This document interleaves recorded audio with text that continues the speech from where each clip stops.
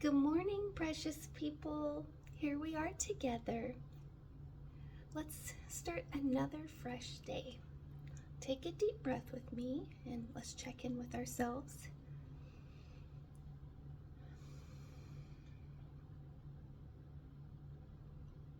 I think I'm okay. I think I'm good. Yeah.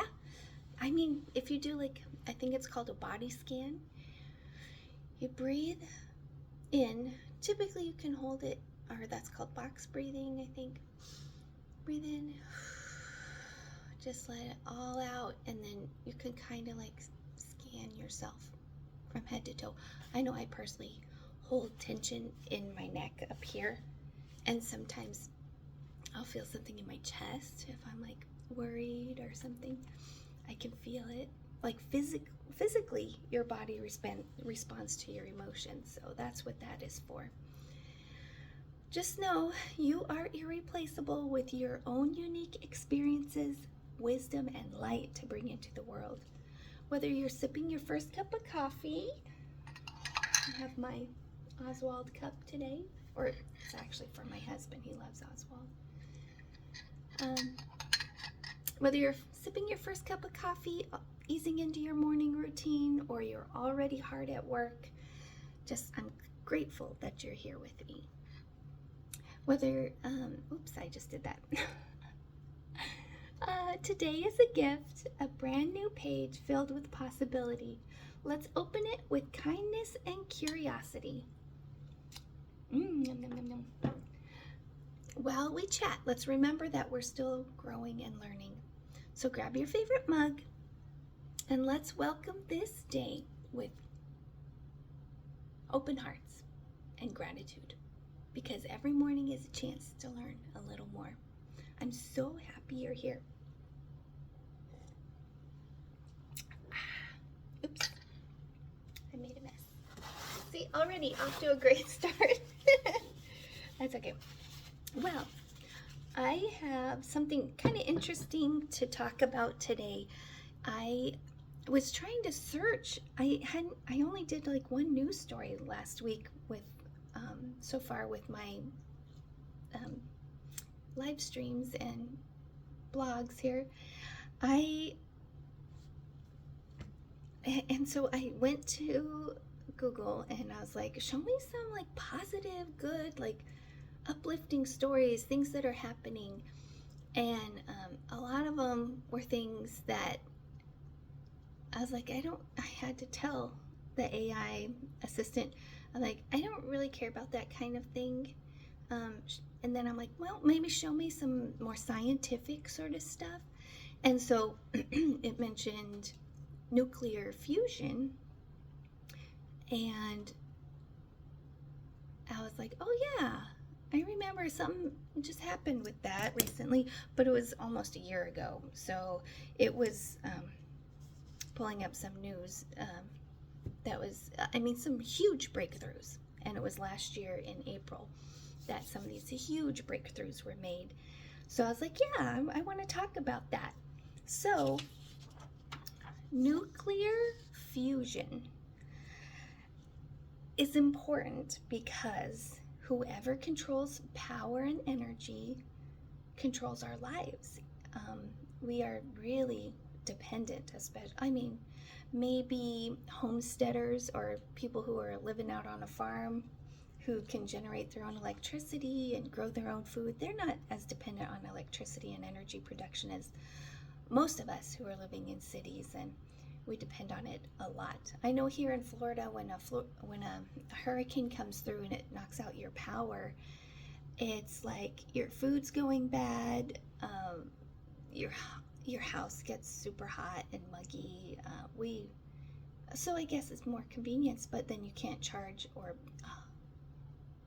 flush your toilets, and things are, a lot of the stuff in our house is based on energy. Yeah, I don't know how that works. Yeah, because maybe I'm thinking of something else. Oh, we had to turn the water off to our house once, so that's something different. Anyway, so yeah, a lot of stuff causes a lot of problems when you don't have energy and electricity. So We want to produce energy that's clean and renewable as stewards of this, and I said, anomaly called Earth.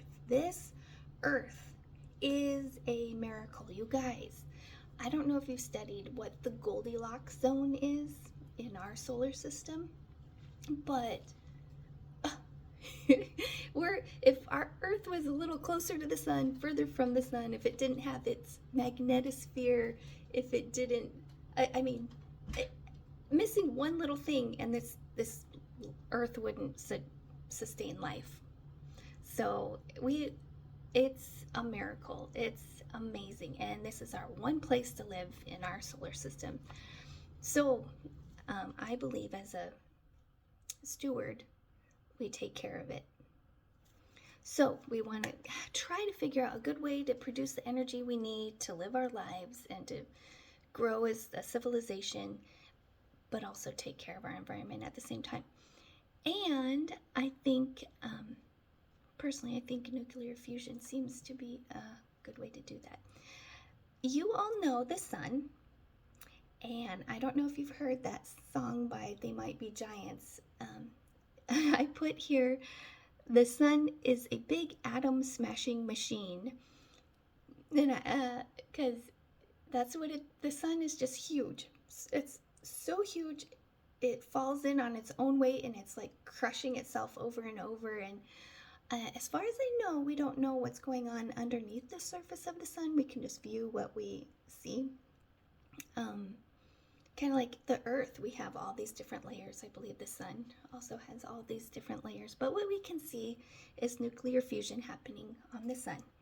So here on Earth, how we can create nuclear fusion, from what I've read, is two different types.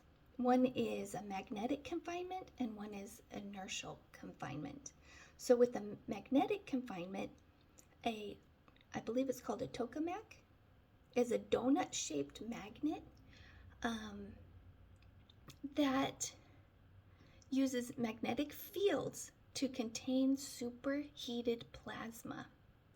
It creates conditions for a controlled nuclear fusion, and it combines two types of magnetic forces.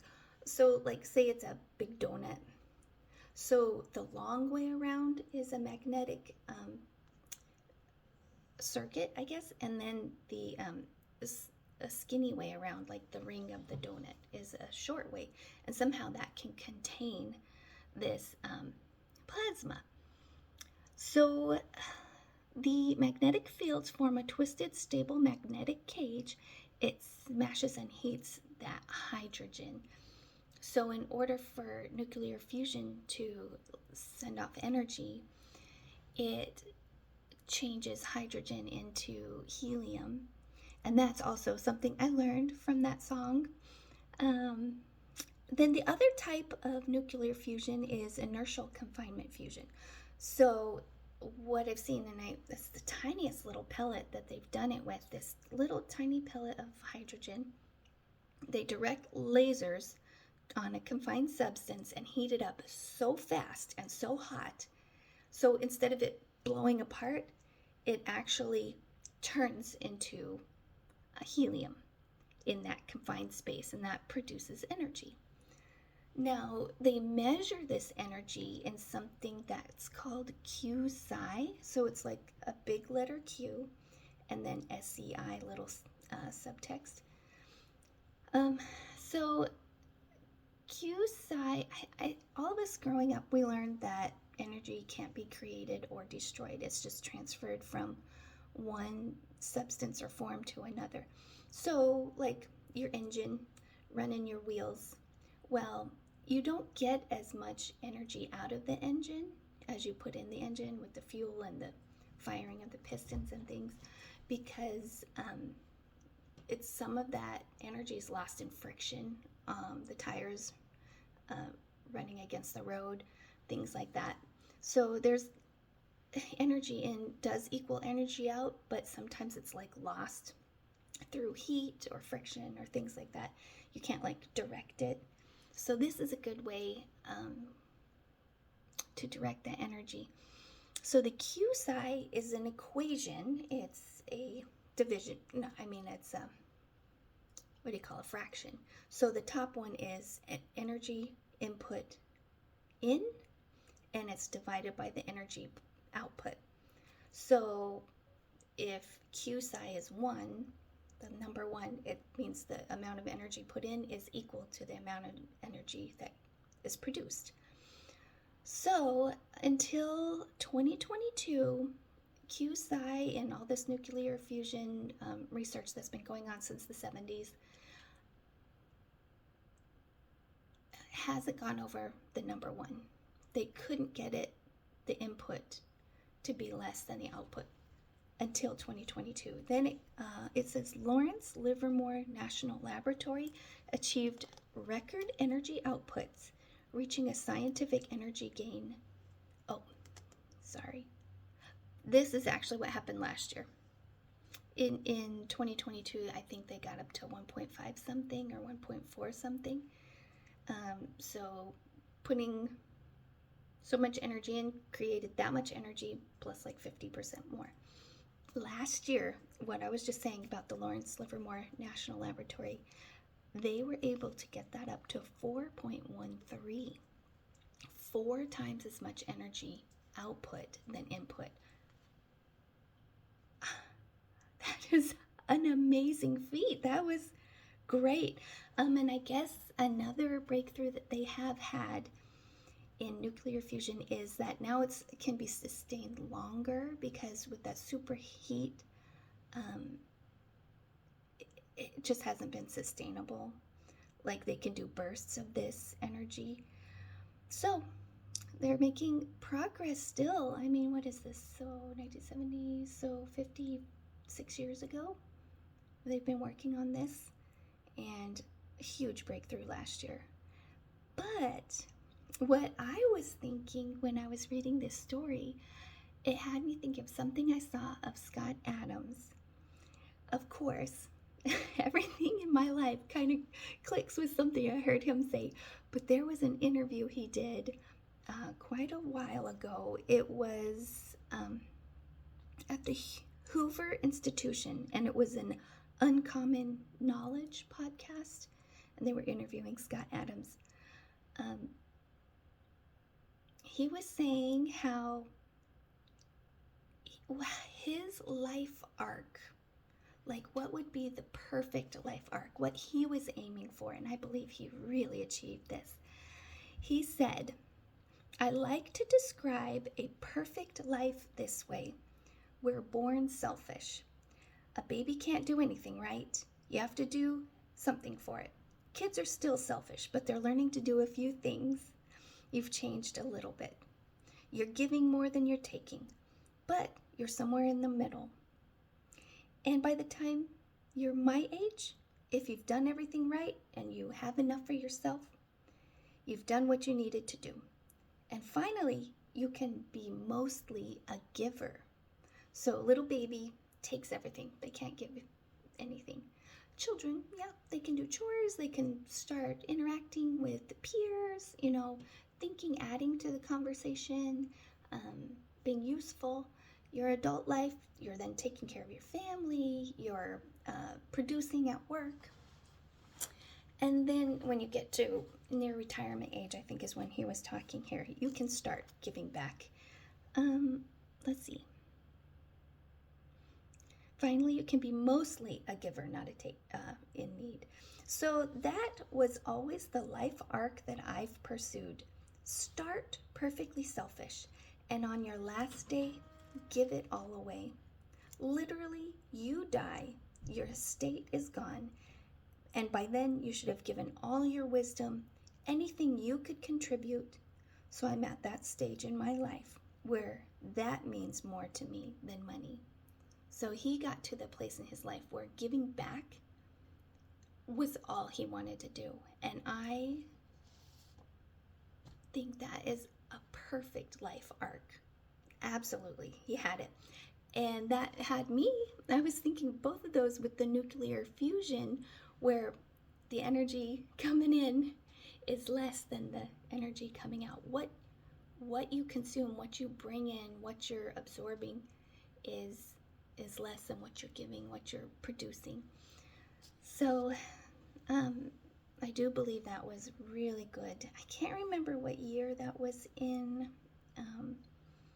but I did take that to heart. Like, that is a good life. I'm at a good place in my life where I can give back mostly. My husband works a good job, so we have our needs met. So most of my time is keeping the house up, grocery shopping, cooking, organizing things, doctor's appointments, taking things off of other people's plates, so that I'm getting there. And again, I was just so inspired last week. What's today? Tuesday? Yeah, it was about 10 days ago. I was so inspired that I feel like I have things to bring to the world that I just want to get on here and share. So to give more than you take is the goal. I want my Q psi to be more than 1. So I'm going to probably write that down somewhere. I have a file in my phone of all the good things people say to me and kind things I want to remember. Maybe I'll put that in there. Then I'm like, I want my Q psi to be more than 1. I don't want to take, absorb and drain other people. Yeah, that's the last thing I want to do. So that was my thoughts for today. I was really trying to find an uplifting news story to share with you all, and then I came across that nuclear fusion breakthroughs, and then it like I said, it reminded me of the life arc to giving back more than you take. It's a noble pursuit, I believe. And again, if you're not in a place mentally, physically, financially where you can give back, do put your own mask on first. That's what I learned from the airlines. You put your own mask on before you help anyone else, because if you give, you can drain yourself. But life is up and down, waning and waxing in these periods where you can give to people. So when you're able to, do it. And the thing is, yeah, it benefits other people, but guess who? It also benefits yourself. I mean, it is so proven over and over, and all the science shows. The Bible talks about tithing, giving 1/10 of your income, your increase, to the Lord. But I really feel like even if you give 10% to charity, or 5%, or you start dedicating a little bit of your income and your increase to helping others, you reap the benefits as well as the people you're helping. And you put out that goodness in the world. Really, it's amazing, this reciprocal benefit of giving. So again, that's all I wanted to talk about today. I do try to keep these videos under 20 minutes because one of my platforms won't take anything more than 20 minutes. So maybe, I was looking at my Rumble Studio and trying to figure that out. I still haven't. I downloaded OBS and was playing around with it last night. I do need another person to help me with that. I'm going to call in reinforcements to help me. But I can figure it out, I'm sure. I even watched a YouTube video and I was like, I don't know what I'm looking at. So, as we wrap up today's time together, dear friends, here's my reminder to you. Keep learning and keep growing. Every single day is another chance to uncover something new, to stretch a little further, and to become even more of the wonderful person you are. You are valued, you are capable, and the world is better with you in it. Thank you for sharing your time with me. I'll be here tomorrow, ready for more wisdom, heart, and coffee. Until then, have a beautiful day. You are so precious. You are the Lord's precious ones.